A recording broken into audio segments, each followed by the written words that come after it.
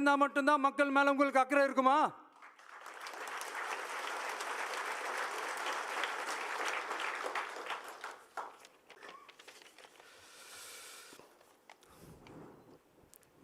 நூற்றுக்கணக்கான ஏக்கர் விவசாய நிலங்களை, மிகப்பெரிய நீர்நிலைகளை, ஆயிரக்கணக்கான வீடுகளை, அவங்களோட வாழ்வாதாரத்தை அழிச்சிட்டு அந்த இடத்துல தான் ஏர்போர்ட் கட்டியே ஆகணும்னு என்ன சார் அவசியம் இருக்கு?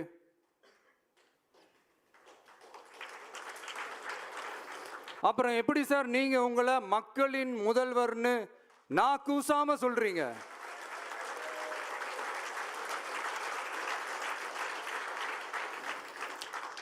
இதுல வேற உங்களுக்கும் இந்த பரந்தூர் ஏர்போர்ட் கட்டுற பிரச்சனைக்கும் சம்பந்தமே இல்லாத மாதிரி வேற காட்டிக்கிறீங்க. ஆனா ஏர்போர்ட்டுக்காக பரந்தூரை பரிந்துரை செஞ்சதே உங்க கவர்மெண்ட் தான்னு ஒன்றிய விமான போக்குவரத்து துறை அமைச்சர் சில மாதங்களுக்கு முன்னாடி சென்னை வந்திருந்தப்போ சொன்னார். அதுக்கும் உங்ககிட்ட இருந்த எந்த பதிலும் இல்லை. இந்த சூழ்நிலையில் பரந்தூர் விமான நிலைய பணிகளுக்காக விவசாய நிலங்களை கையகப்படுத்த கடந்த 25/6/2025 அன்னைக்கு உங்க கவர்மெண்ட் தான் அரசாணை பிறப்பிச்சிருக்கு.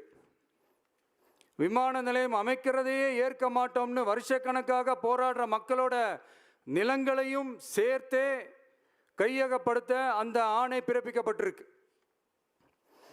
விவசாயிகளோட கண்ணீரை துடைக்க வேண்டிய தமிழ்நாடு அரசு அவங்களோட கண்ணில் குத்துறதாகவே இருக்கு இந்த ஜிஓ. இதெல்லாம் உங்களுக்கு தெரிஞ்சுதான் நடக்குதா, உங்க ஒப்புதலோடு தான் நடக்குதா தெரியல, பதிலும் தெரியல. பரந்தூர் மக்களை இது வரைக்கும் நீங்க ஏன் சந்திக்கலன்னு கேட்டா அதுக்கும் பதில் இல்லை.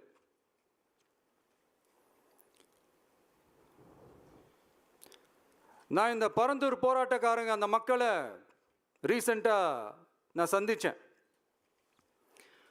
அவங்க சொன்னதையெல்லாம் கேட்கும்போது உண்மையிலே ரொம்ப கஷ்டமாக இருந்தது. இப்போவும் ஒன்றும் குறைஞ்சிடல சிஎம் சார்.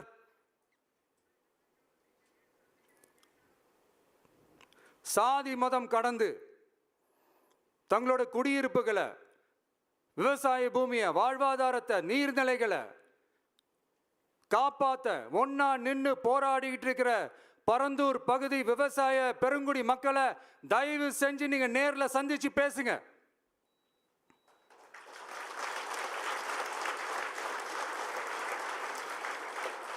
உங்களுடைய அமைச்சர்களோ இல்ல உங்களுடைய அதிகாரிகளோ பேசக்கூடாது. நீங்களே நேர்ல சந்திச்சு பேசணும். அந்த இடத்துல விமான நிலையம் வராதுன்ற உத்தரவாதத்தை அவங்களுக்கு நீங்க கொடுக்கணும்.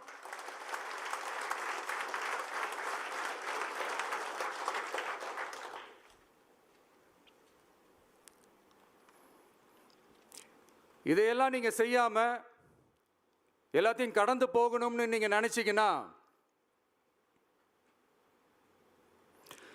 பரந்தூர் பகுதி விவசாய மக்களையும் பொதுமக்களையும் நானே அழைச்சிக்கிட்டு வந்து தலைமை செயலகத்தில் உங்களை நேரில்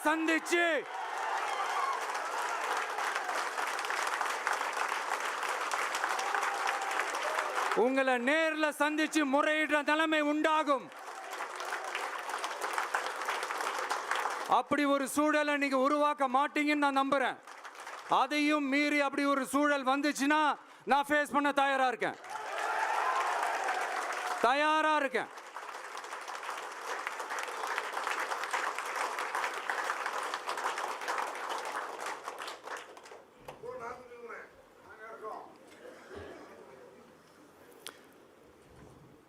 நான் பரந்தூர் வந்த அன்னைக்கு நான் ஒரு விஷயத்தை சொன்னேன். அதே தான் இங்கே நான் திரும்ப ரிப்பீட் பண்ணுறேன். We are not against any developments. We are not against airports. அந்த லொக்கேஷன் தான் தப்புன்னு சொல்கிறோம்.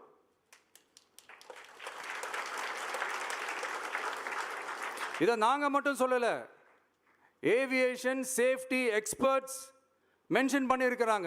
that place is not fit for airport. Pilots அங்கே ஏர்கிராஃப்டை லேண்ட் பண்ணுறதுக்கு they might face a lot of problems ன்றது கூட அதில் மென்ஷன் பண்ணியிருக்கிறாங்க. அது மட்டும் இல்லை, அந்த வாட்டர் பாடிஸை அழித்து அதுக்கு மேலே ஏர்போர்ட், அந்த பில்டிங்ஸ், அந்த ரன்வேஸ் இதெல்லாம் வந்ததுக்கு அப்புறம் ஒரு மழைக்காலமோ இல்லை ஒரு floods டைம்லையோ the whole Chennai city will be flooded. இதையும் அதில் மென்ஷன் பண்ணியிருக்கிறாங்க.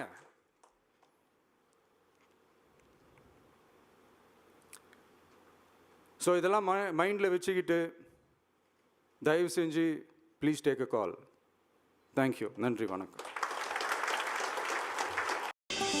ஆச்சி பாதாம் ட்ரிங்க். ஆச்சி பாதாம் ட்ரிங்க் ஒன்னு வாங்கினா ஒன்னு ஃப்ரீ.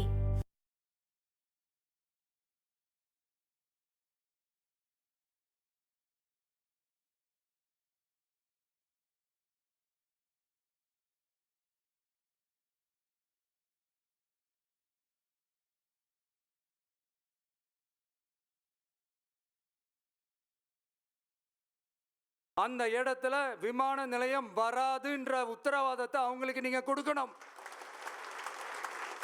இதையெல்லாம் நீங்க செய்யாம எல்லாத்தையும் கடந்து போகணும்னு நீங்க நினைச்சீங்கன்னா பரந்தூர் பகுதி விவசாய மக்களையும் பொதுமக்களையும் நானே அழைச்சிக்கிட்டு வந்து தலைமை செயலகத்துல உங்களை நேர்ல சந்திச்சு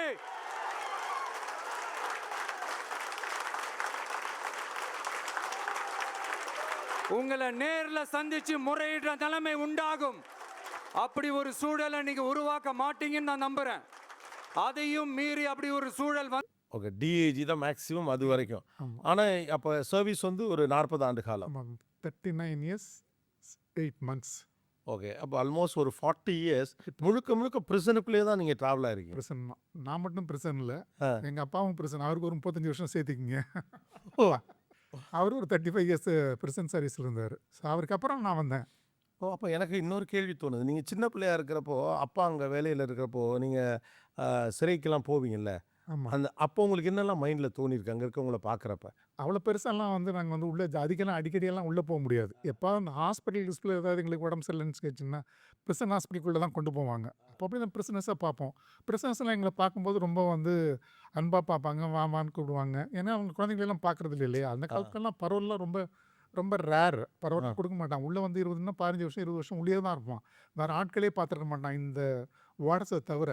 ஸோ ஏதாவது சிவிலியன்ஸ் உள்ளே போகும்போது இல்லை குழந்தைங்களோ யாராவது உள்ளே போகும்போது எப்போ இந்த மாதிரி தானே கூட்டிகிட்டு போவாங்க. அந்த குழந்தைங்ககிட்ட ரொம்ப அன்பாக எல்லோரும் பேசுவாங்க. பேர் என்ன தம்பி, அது என்ன அப்படின்னு எதாவது கொண்டு ஒரு பூவெல்லாம் கொண்டு கொடுப்பாங்க. இது மாதிரி ரொம்ப குழந்தைங்களை பார்த்தா ரொம்ப பிரியமாக இருப்பாங்க அவங்க. அவங்களுக்கு மனுஷவாடையே ரொம்ப குறைவு வெளியாட்களுடைய. ஆமாம், எங்கள் காலத்துலலாம் அப்படி தான்.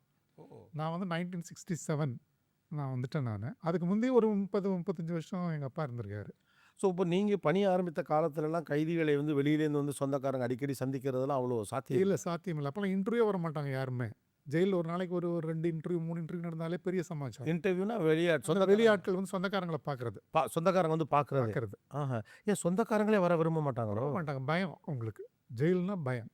அப்படி ஒன்று காலம் இருந்தது. ஆமாம் ஆமாம். ஓஹோ, அதுலேருந்து நீங்கள் ரிட்டையர்ட் ஆகிற காலகட்டத்தில் அது எந்த அளவு மாறி இருந்தது? அது முழுசாக மாறிடுச்சு. கிட்டத்தட்ட பார்த்தீங்கன்னா ஜெயில்னா கட்டாயம் மூவி பார்க்கணுன்ற மாதிரி மாறிடுச்சு. அப்படி ஹாஸ்பிட்டலுக்கு போனால் ஒரு ஆளை போய் பார்க்குறோம் இல்லைங்களா, அந்த மாதிரி சொந்தக்காரங்க பார்க்கலான்னு கேட்டிங்கன்னா நான் ஜெயிலுக்கு போய் என்ன பார்த்தியா அந்த அளவுக்கு ஆகிப்போச்சு. அந்த அளவுக்கு ஆயிடுச்சு. அதனால் பார்த்தீங்கன்னா இப்போது ப்ரிசனில் இந்த இன்டர்வியூ பார்க்குறவங்களுடைய கூட்டம் ரொம்ப அதிகமாகிடுச்சு. இப்போ ஜெயிலில் 4 வருஷம் இருந்தார், 5 வருஷம் இருந்தார், நீங்கள் அதிகாரியாக தான் இருந்தீங்க. இருந்தாலும் இருக்குமிடம் சிறைங்கிறப்ப உங்கள் மன உளவியலே எப்படி இருக்கும்? இப்போ காலையில் நாங்கள் ஒரு 5:30 மணிக்கு ஜெயிலுக்குள்ளே போனோம்னு வச்சுங்களேன். அன்றைக்கு காலையில் என்னென்ன ப்ராப்ளம்ஸ் இருக்கோ அதை தான் என் மனசுக்குள்ளே இருக்குமே தவிர, பையன் ஸ்கூல் போயிட்டானா, இல்லை என்ன படிக்கிறான், எங்கே போகிறான், வீட்டில் அம்மா என்ன செய்யணும், அதெல்லாம் ஒன்றுமே நாங்கள் கவனிக்கிறக்கோ சிந்திக்கிறக்கோ கூட நேரம் கிடையாது. எங்களுடைய சிந்தனை செயல் எல்லாமே ஜெயில் தான். ஜெயிலை தவிர எங்களுக்கு ஒன்றுமே தெரியாது. வெளியே நடக்கக்கூட தெரியாது எங்களுக்கு. ஒரு கடைக்கு போக தெரியாது, ஒன்றும் தெரியாது. ஏன்னா ஜெயிலுக்குள்ளே இருக்க பிரிஸ்னஸ் மாதிரி தான் கிட்டத்தட்ட. ஏன்னா ஒரு காம்ப்ளெக்ஸ், அது கோட்டஸ் முழுசுமே. அது நாங்கள் வெளியாளுங்கிட்ட கான்டாக்ட் வச்சுக்கூடாது. ஒரு சிறைத்துறை அதிகாரி வெளிநபர்களோட ஏன் கான்டாக்ட் வச்சுக்கக்கூடாது? ஏன்னு கேட்டிங்கன்னா இப்போ அவங்கள இன்ஃப்ளூயன்ஸ் பண்ணிவிடுவாங்க இல்லைங்களா. ஓ, ஜெயிலுக்குள்ளே அவனை தப்பிக்கிறதுக்கோ இல்லை அவனுக்கு வேண்டிய உதவிகளை செஞ்சு கொடுக்குறதுக்கோ. அந்த காலத்தில் சிறைச்சாலைக்குள்ளே வர ஆட்கள் அதிகமாக பார்த்திங்கன்னா அவங்களுக்கு அரசுக்கு எதிரானவங்க வரக்கூடும் நிறைய பேர். ஸோ இவங்க இன்ஃபர்மேஷன்ஸ் வெளியே கொண்டு போய் பாஸ் பண்ணுறதுக்கும், அந்த வெளியே இருக்கிற ஆட்கள் இன்ஃபர்மேஷனுக்கே கொடுக்குறதுக்கோ இது மாதிரிலாம் நிறைய சான்சஸ் இருக்குன்றனால நாங்கள் வெளியாளுங்களே பார்க்கக்கூடாது. சிறையில் இருக்கும் ஒரு கைதியின் வாழ்வுக்கும் ஒரு சிறையில் பணி செய்யும் அதிகாரிக்கும் பெரிய வித்தியாசம்லாம் ஒன்றும் ஒன்றும் கிடையாது. நாங்களும் கிட்டத்தட்ட ஜெயிலில் இருந்த மாதிரி தான். ஜெயிலுக்குள்ள இருக்க கைதி மாதிரி தான். அதில் ஒன்றும் சந்தேகமே கிடையாது. இப்போ வெளியிலேருந்து இருக்கக்கூடிய இப்போ நான் வரேன் அப்படின்னு வச்சுக்கோங்களேன், என்னை பொறுத்த வரைக்கும் சிறையில் இருக்க ஒருத்தர் வந்து ஒரு குற்றவாளி, ஒரு கைதி, தவறு செய்தவர், இவ்வளவு தான் எனக்கான அபிப்பிராயம் இருக்கும். நீங்கள் நார்மலாக அவங்களெல்லாம் எப்படி பார்ப்பீங்க? நாங்கள் வந்து ரொம்ப திமிரோட தான் அவங்கள பார்ப்போம். ஏன்னு கேட்டால் எங்கள்கிட்ட அக்யூஸ்ட் அவன் கிட்டத்தட்ட அடிமை மாதிரி தான் அவன். இப்ப எங்களுடைய காலத்தில் இருக்கிற பிரிசனர்ஸ் எல்லாம் வந்து அடிமை மாதிரி தான். அவன் வந்து எங்கள் முன்னால் கூட வரக்கூடாது. ஒரு சைடில் தான் நிற்பான் வந்து. அவனை உட்கார வைக்கிறதோ, அவங்ககிட்ட வந்து அந்த மாதிரி வந்து எதாவது பேசுகிறதோ எல்லாமே நாங்கள் வந்து ரொம்ப ரெஸ்ட்ரிக்டாக தான் இருப்போம். அதுக்கும் உங்களுக்கு வந்து ஒரு ஹைரார்ச்சி இருக்குது. இப்போ வந்து ஆக்சுவலாக வந்து ஒரு ஜெயில் கைதி வந்து சூப்பர்டென்ட்லாம் டைரெக்டாக பேசிட முடியாது. அவன் அந்த வார்டர்கிட்ட சொல்லணும், வார்டர் அடுத்த கேட்டகரிகிட்ட சொல்லணும், அடுத்து சீஃப் கிட்ட சொல்லணும், அப்புறம் அவன் ஜெயிலர்கிட்ட சொல்லணும். ஸோ சூப்பர்ட் பார்க்கக்கூடிய ஒரு கைதியாக இருந்து பிரச்சனைகளாக இருந்தால் மட்டும்தான் சூப்பர்ட் அவனை பார்ப்பார். இல்லைன்னு கேட்டிங்கன்னா வாரத்தில் ஒரு நாள் வந்து ஒரு இன்ஸ்பெக்ஷன் ஒன்று இருக்குது.